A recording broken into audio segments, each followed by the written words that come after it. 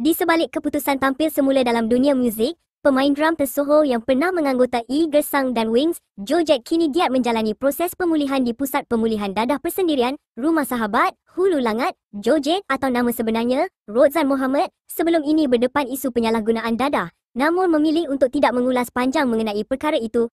Sebaliknya, dia lebih selesa berkongsi perjalanan harian yang membentuk semula disiplin rohani dan jasmani bersama penghuni Rumah Sahabat.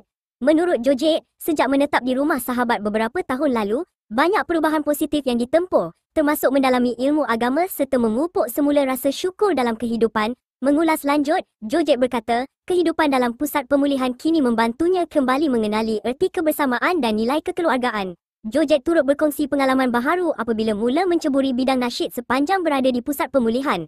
Menganggap peluang ini sebagai ruang memperbaiki diri, Joe Jack berkata kesilapan lalu menjadi pengajaran paling besar dalam hidupnya.